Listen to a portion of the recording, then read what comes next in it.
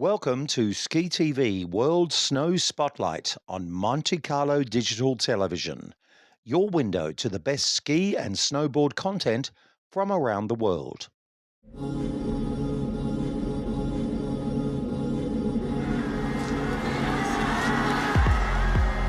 The search for speed is limitless, always fueled by the need for more. Some are driven to test its absolute edge. You have to just go for it and do not think about what can happen, what are the consequences.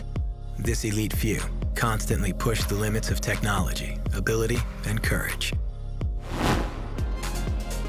Finding calm in the midst of chaos, risking all in pursuit of glory.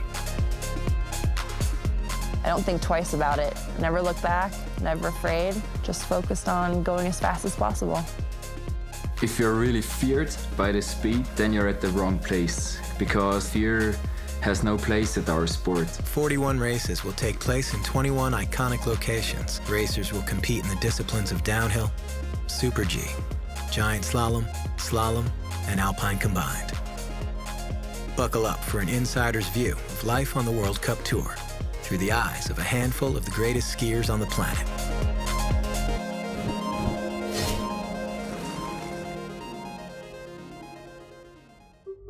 For more than half a century, a stop on the World Cup circuit has meant one thing. The White Circus has come to town. Drawing the fastest skiers from around the globe, this is where legacies are shaped, dreams are crushed, and history is made.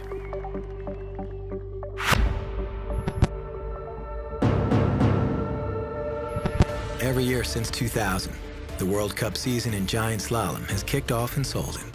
Here, electrified fans partake in a week-long party that helps jumpstart the tour's opener.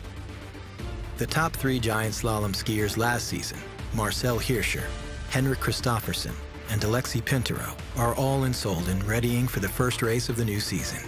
In Search of Speed will be with them throughout, chronicling their season as the next chapter in this fascinating rivalry unfolds.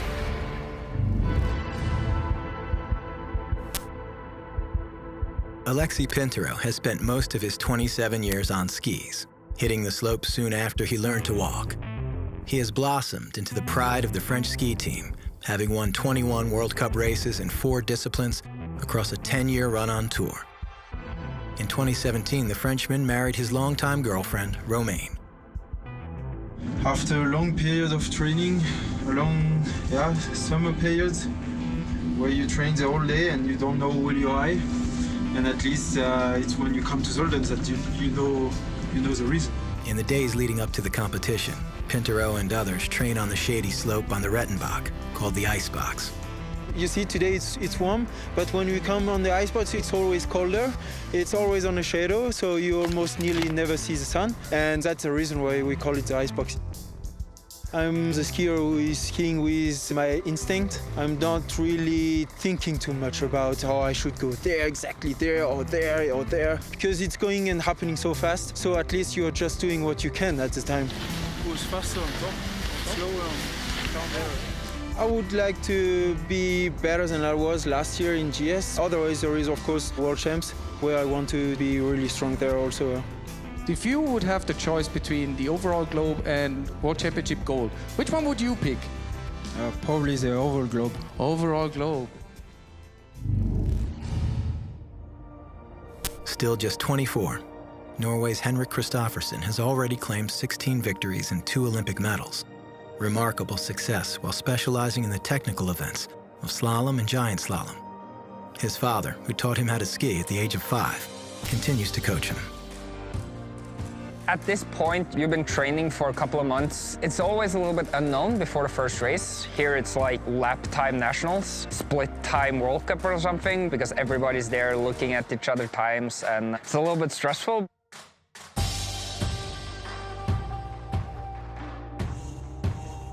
There's too much going on this weekend. Too much. He's attacking and he's always on the edge, on the line. Of course, he's younger, so he still has some years to learn.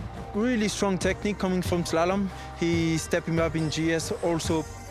In 2018, he ended the season as the runner-up to Marcel Hirscher in the overall World Cup, slalom, and giant slalom standings. The run of second-place finishes has left him even more resolved on what he needs to do. I think when you're one of the top 5 guys in the overall World Cup, your goal has to be to win the overall globe, for sure. But to win the overall globe, you have to win a lot of races. So the focus is for sure going to be on skiing really fast. And now it's time to focus. At this point, you've been training for a couple of months. Feel pretty good going into the season. Slalom has been good for a lot of years. Last year, I took a big step in GS, so now I hope we can step it up even one step closer. Yeah, maybe challenge Marcel for that globe.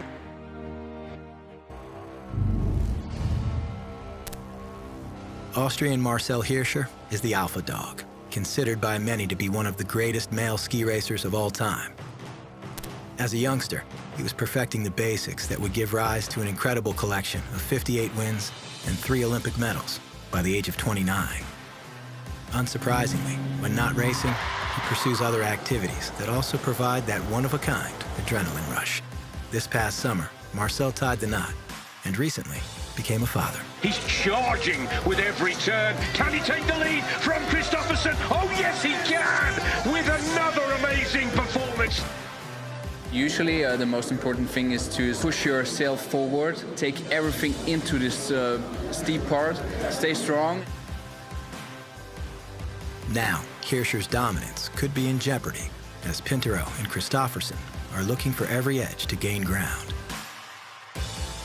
We are all great skiers. We are all trying our best. What is 1/10 of a second? What is a second? At the moment, I have a perfect team around my person. We have to think what is next, and I think we're ready for the races. The bib draw ceremony takes place the night before the race, where the jubilant crowd cheers the racing heroes on center stage. The next morning, the scene at the base of the village has turned sober, for Mother Nature has laid waste to what was promised and planned. More snow that we expected. On the top we have 50 centimeter plus. Another front coming in. So unfortunately, race cancelled. In the search for speed, races do get canceled on occasion. So the anxiety and prep work will continue for the giant slalom skiers, with their first battle being postponed for a few weeks.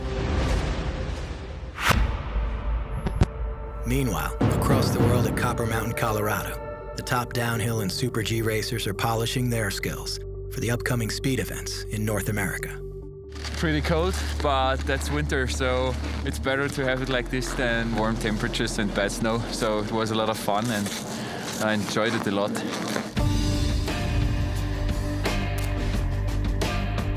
For me, the most important thing is family and friends. My friends told me after success, just keep it on the ground, don't lose your head and fly into the sky.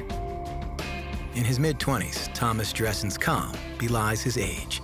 But make no mistake, lifted by 2 World Cup wins last season, including the treacherous Hahnenkamm, he's looking to climb up the speed rankings this year. My motivation for the sport was even bigger than before, because you're always dreaming about winning a race and being good and ski faster than the others. And when you won a race, for me it's not a dream anymore, it's a goal you can accomplish. So why don't do it the second or third or even more often? It's great to be here because all the other nations are here for training and you can compare yourself to the top athletes. My main target for the season is just to improve myself, improve the skiing, improve consistency and everything. On every slope, it's about how can I manage my skiing best. That's the only thing I can do. I can't control what Axel's doing or the other guys. Axel Lund Svindal has risen to the top of the sport. A legend who has won 35 races, 2 Olympic gold medals, 9 discipline titles, and 2 overall World Cup globes. Last season, he narrowly missed earning his 3rd overall downhill title. Still, 16 years on tour have battered him and forced the all-time great into new considerations and plans. A lot of people asked me, maybe I would retire after last winter. Good results, starting to get old, and I was feeling that. It took me 2 months of just biking and doing stuff that's super gentle on my knee. Once I started feeling better, I could just focus on lifting. It worked out pretty well, so yeah, slightly different summer, but still think I can be fast. Copper Mountain's early November conditions are good enough for competitors to practice on a full-length downhill course and have the racers thinking of the challenges and the challengers ahead. It looks and feels like winter. Perfect day of downhill skiing in Copper, working on your technique. And today we can do 6 runs and you can try to improve and do better and better. Yeah, make it count when you're up there. Axel is a role model to me because I can remember when I was 14 years old, he was already going in the World Cup for the top places. It's just mind-blowing what he's accomplished so far in his career, and he just has such a great feeling for his skis and how to let them run to gain some speed. You can't learn it, you have it by heart or from the beginning on. I want to fight for that downhill title through the winter. I want to be one of those guys that if someone's in the finish area leading, they're going to hold their breath until I've also finished my run, because that's how fast I'm skiing.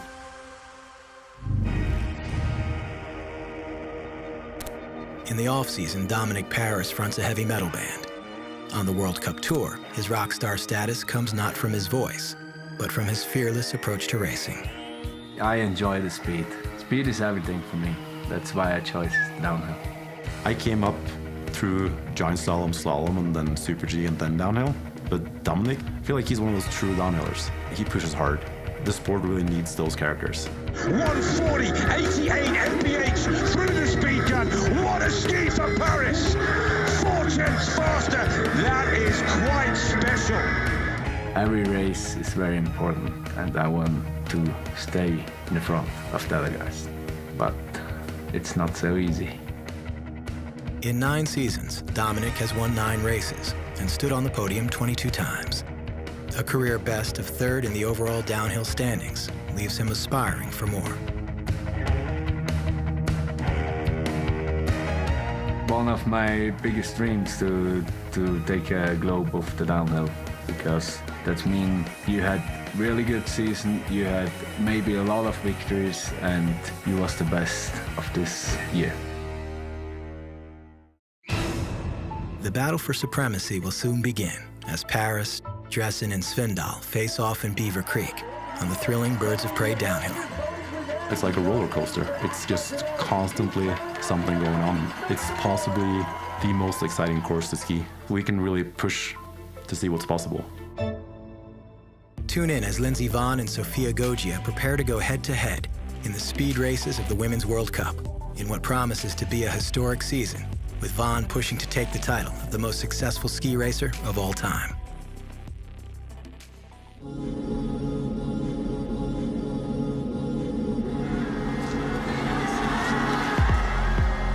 The search for speed is limitless.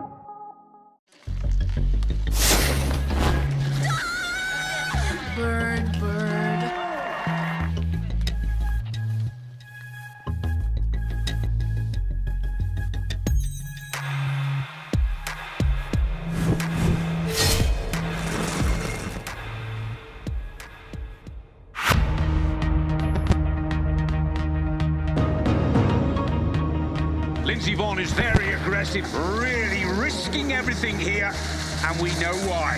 55, 65, that is the way to play the game. Lindsey Vonn plays her ace. My focus now is just to try to beat Ingemar's record. I'm 4 behind and relatively healthy, so that'll be my focus from here on out.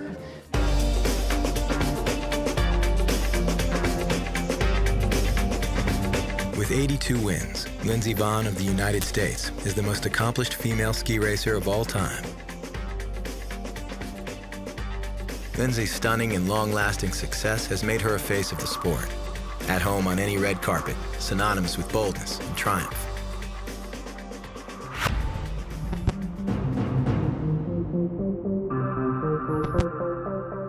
Early November in Copper Mountain, Colorado finds Lindsey starting her final year on the World Cup Tour. Her sights set on one final mark to chase, Ingemar Stenmark's 86 World Cup wins. The record has stood since 1989. To be able to break something like that is incredibly huge. That's a lifetime of commitment, and the whole staff would be incredibly proud, obviously, and honored to be helping her to get there. This year I need to be more consistent and hopefully not crash. Last year I had 5 wins and it was pretty solid. Lake Louise was definitely very derailing when I crashed in that first downhill, and it took me a bit to get my confidence back. I have to stay healthy and stay strong and stay focused if I want to break this record, and it's nice to know that this is my last year regardless of what happens.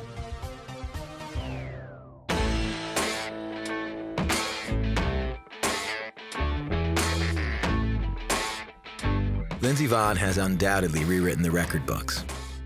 At 34 years old and after 18 years on the World Cup circuit, not only has she claimed 82 wins, she's won 4 overall World Cup titles and 8 World Cup season titles in downhill, 5 in Super G and 3 in the combined. Not to mention, she's won 3 Olympic medals, including gold in the 2010 downhill. It's little wonder she's become one of skiing's most recognizable icons. I admire what she's done in her career, what she's done for the sport. It's incredible. There's a lot to be learned from that mindset that she has of just constantly fighting to ski the fastest that she possibly can.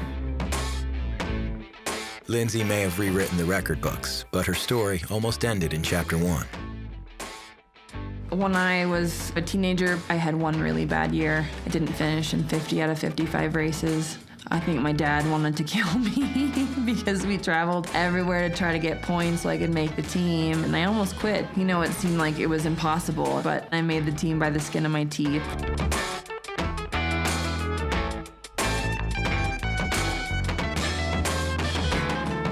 My first podium in Cortina, I think I was like 19 or 20. I finally thought that I belonged on the World Cup. Before that moment, I don't think I really felt like I was that competitive.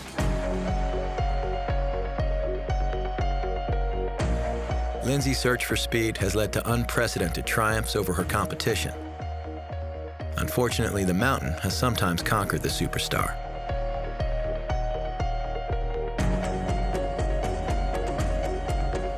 Now, this is where it went wrong yesterday, and it's gone wrong again. 2 back-to-back crashes.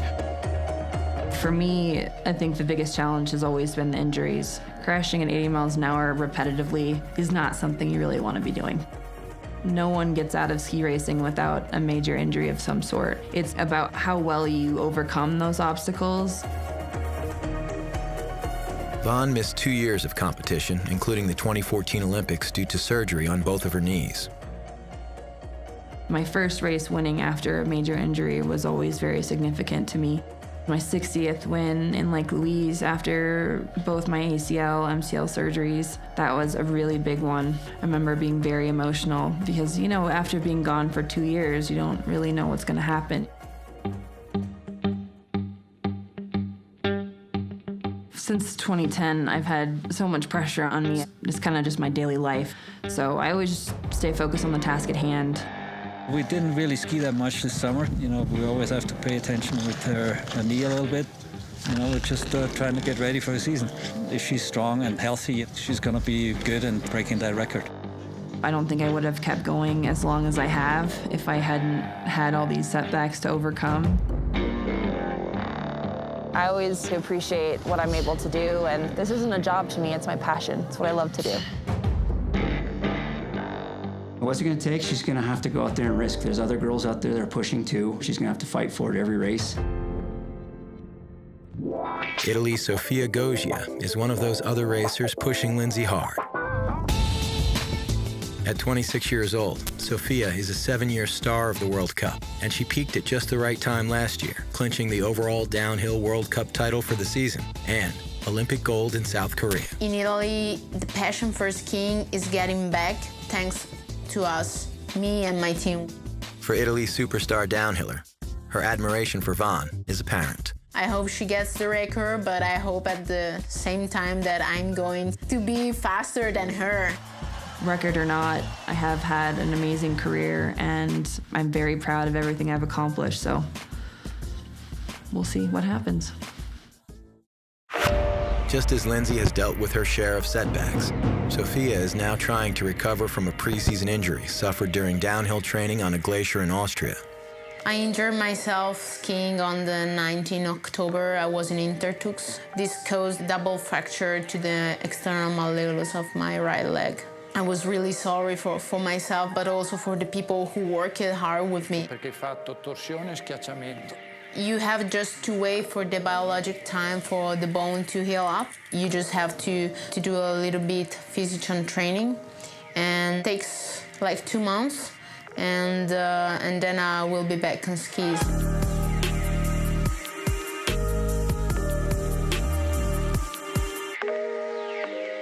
Sofia is very much like me. I think that's why we get along so well. She's been injured many, many times as well, and she always has this tenacity and, 100% charge in every race she enters, and it's very similar to how I approach ski racing.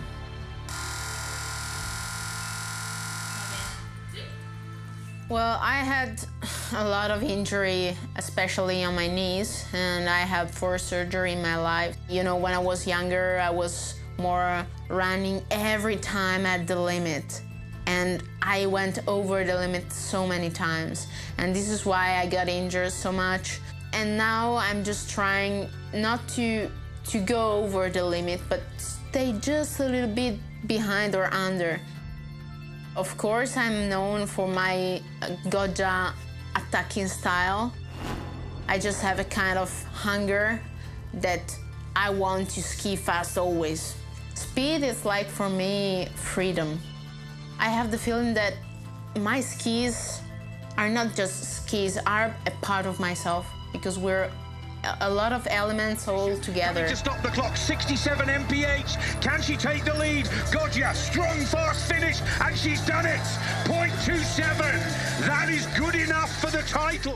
We've been texting a lot since her injury, and all summer, for that matter. She said she's trying to get back as fast as she can because she wants to race with me in my last season, and that was really sweet of her to say. She always is so respectful and always has a kind word, and you don't often see that, especially from your competitors. I really do like Lindsay. She has won so much in her career, and I won just 5 races yet. And she won 82, and she's chasing the records. It's always a honor to race with her, also because she is so easygoing, totally. I want also to be back from this injury because I will not get back the chance to do some races with her because she's going to retire this year. And I want to share her last races. And I want to be there, and this really motivates me because it's a honor and I still have to learn so much from her. I really do like that we're really enemy from the start gate to the finish line, but I really also love on the opposite side the way we will live because we're kind of friends and we know that the rivalry it's just about the race and not outside. And I think this is lovely.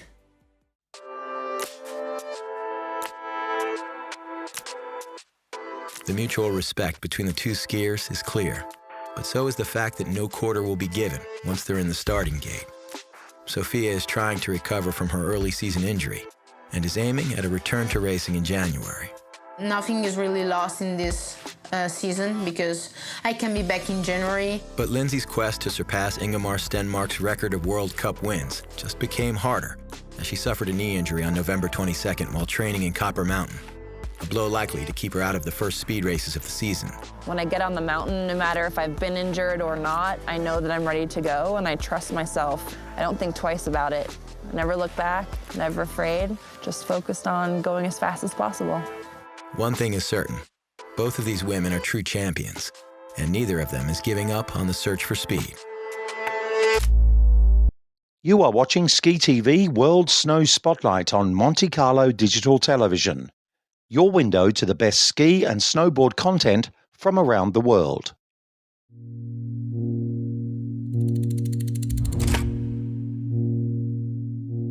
For 20 years, I've been standing on atomic skis, ripping mountains on them. I've not skied on a single other ski in 2 decades. I don't know where my life would have taken me without their support and input. You know, it's much more than just a business partnership. It's really, it's family. My relationship with Atomic started when I was around 9 years old. Peter King from Good Sports and Jeff from Brandex teamed up and gave me a scholarship, and they gave me a set of race skis to use for the winter. That was huge, man. Having a brand new pair of race skis to go out and rip on was really special. This was the first race suit I ever had. This was given to my family. I could probably still fit it. You know how sick it is to not have to wear one of them anymore? It's like one of the sole reasons I quit racing. These right here, my very first ever pair of twin tips. These skis literally changed the course of my entire life. This right here changed everything. I can ski backwards now with these tips. Man, that was like the green light. You can go now, bro. Go create. The first day I ever skied on them was the first day I hit rails, and it was like life-changing. I forgot about the time. I forgot about when I was meant to meet mum, dad, everything. I was off. This is the green light.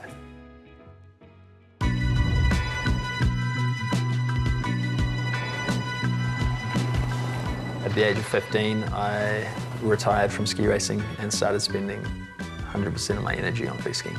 The first pair of twin tips I had were called the Free Zone, and then after that came the Tweak. I skied on them for a long time, and then we had the Triplet, then we had the Punks, and I skied on the Punks for a very long time. They're still making the Punks today. But I saw there was a little bit of a gap where there could be a ski that was designed a little more for the everyday jibbing in the park.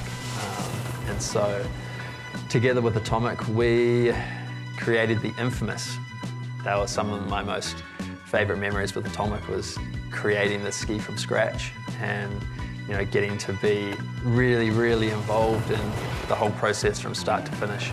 I felt so much more connected to those skis, and, you know, I think it showed in my riding during that time. You know, I was just super pumped to be on the skis that I designed. And these are a set of the Atomic Infamous. Right here we've got the Atomic little logo, you got my little logo. Designed with Jossie Wells, built by Atomic. That's like every ski kid's dream, have your name on a ski. You know, Atomic has always been one that's supported their athletes for who they are, and not just use the skis and go stand on some podiums. You know, it's always been a lot more deeper than that. I love free skiing because it is my favorite form of self-expression. I love the freedom involved. I love the culture behind it. I love the community. And it is just the raddest lifestyle to be living. To have skied on Atomic skis for 20 years and legitimately only snapped one ski. Like, maybe I'm skiing too soft, I don't know, but like, I've put those skis through the ringer, and yeah, man, I've only broken one ski. I don't know, bro, they're bomber.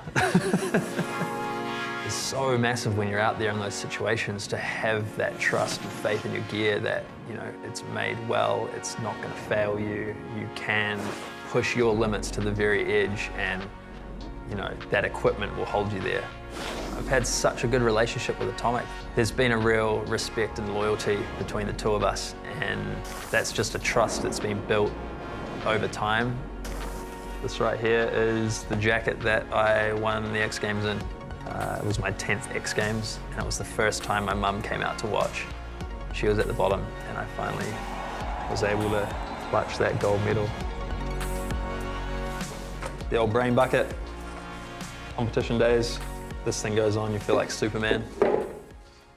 In my final years of my competitive career, I sustained a number of injuries, and I spent a lot of time in rehabilitation. During that time, I started to explore new ways to experience the mountains.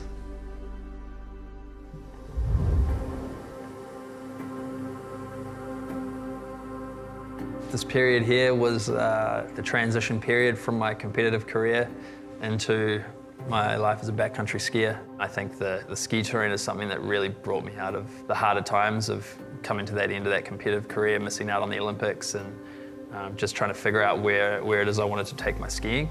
These skis are literally polar opposite to what I've spent the last 20 years skiing on. They're ultra light, pretty skinny, designed for basically getting up the hill as fast as you can. The freedom's even more so than in the park, you know? Like, you can literally go anywhere you want. And I never ever thought in all my years skiing that I would enjoy the uphills almost as much as I'd enjoy the downhills. Over here we have my road bike from laying in a hospital bed, smoked after surgery. I rode that thing back to being on skis. This thing got me back, healthy and strong, live to ride, ride to brunch. You know how it goes.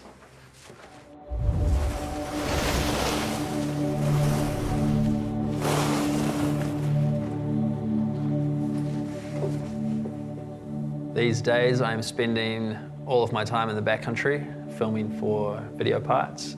Yeah, the move into the backcountry is it's a very steep learning curve. No matter how much park skiing you've done and you can do your tricks on all sorts of different park jumps, as soon as you get into the backcountry, it's a whole different ball game, and I'm really enjoying every part of the process.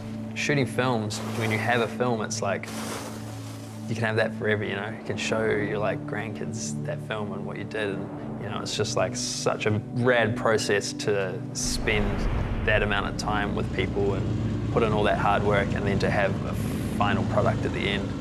The way that Chris has designed the ski has a very heavy surf influence. When you put the ski on and you go out there, it really enables you to look at the mountain differently and ski it in a way that is really fluid and smooth. I'm happy when I'm on skis. So all these different types of disciplines are just rad ways that I've been able to like continue to keep my motivation and passion alive through all these years. It's just finding new aspects and new ways to enjoy being in the mountains on my skis. And I've definitely lived a really blessed, fortunate life.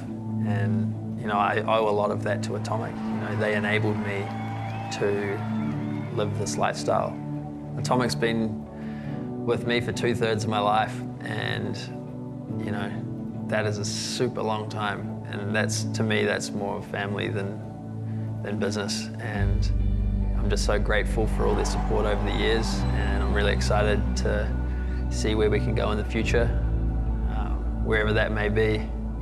I'm just hoping that it involves some amazing snow-covered peaks and heaps of power.